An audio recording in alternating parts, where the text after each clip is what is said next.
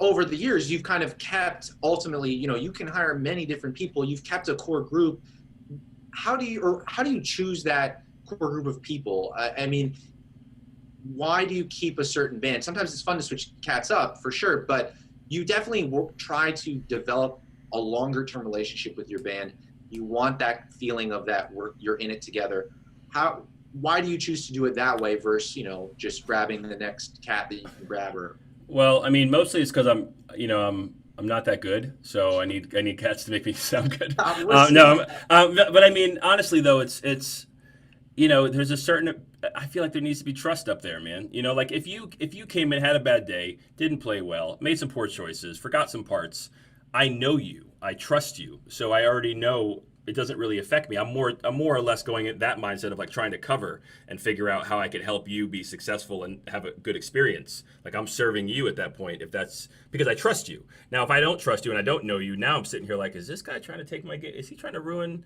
You know what I'm saying? Like, what's he doing? Right. Why You is he don't know playing that way? what my Right, intentions really are. Yeah. right. And I've had players, man. I'm not gonna mention any names, but I mean, there's been some players who are some of the best cats I know, who literally have been on stage with me, and I messed up a form. I'll tell you right now, it was Night in Tunisia, and I messed up a form on the solo. I guess officially it's supposed to be AAB on the solo, no extra A section, but I played AABA.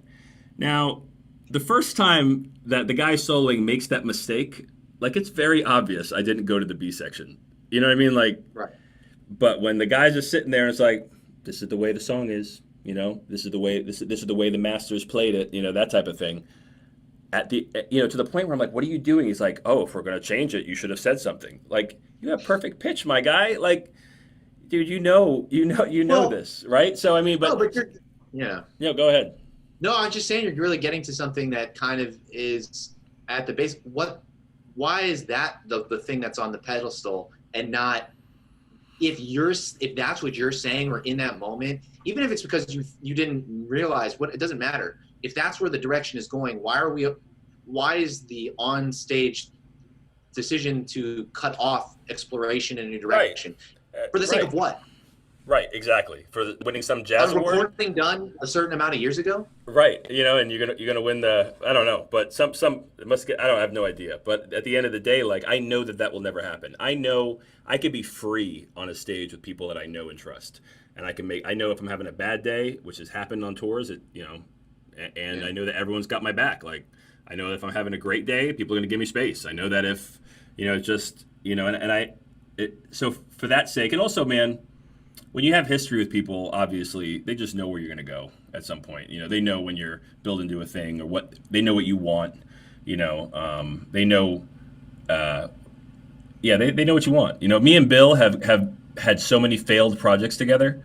And you just have Bill on here too. Shout out to him and his tuba course, Yeah. man. Shout out to That's Bill here. He's making us all look silly with that work ethic. But he's so we've been on so many failed projects together that we've tried. Like, let's play a duo gig and we'll bring some Kanye West tracks from 808 and Heartbreak, and I'll add a kick drum and I'll add a hi-hat, and he's like, all right, I'll bring the bass and the tuba and I'll loop this and we'll live loop it. And then we realize that a lot of people don't really live loop. They already pre-record, and then anyway. But right, but they play it, but then they hit the pre-recorded track. So, but we weren't doing that, man. We were raw, and so time is a construct with us at that time. So I mean, we've been through, and it was terrible. We just had so much gear to lug around, and but that built to what Okay, well, that didn't work. Well, let's skim the fat and try this and go back to the drawing board. And when you build that much stuff, like you just have all of this history that you're on stage pretty much sharing in every tune. So I love playing with the same cats. Even I'm up here in Atlanta now. I moved here. I haven't played with anybody. I'm it's like I'm in withdrawals, and I've only played with you guys. No, I mean, So I'm not complaining. I'm just saying I think it's there's value there to really developing a relationship with people long term, and even to what you're saying, like you can make moments happen on stage either easier or better, like if you like you're saying with a build or something, because the other people know you. And then they can assist in that emotional development even better than a newbie, because they're like, I know where he wants to take this. I can assist right now. The recognition of that moment is right. a little bit easier because you've been there before, or And, you know what they're looking for. And here's the other thing is that I think you mentioned it earlier, either in our private discussion or on this, but you said a rising tide raises all ships, right? And that's true. And if I have a tuba player, a saxophone player, a trumpet player, a bass player, I don't play those things. If I can help those guys get on, if I could on whatever little platform that I may have, help those guys get a leg up. Someone who's looking for it, it's not like he's taking my opportunity as a sax player, right? Like he's taking a saxophone player's opportunity.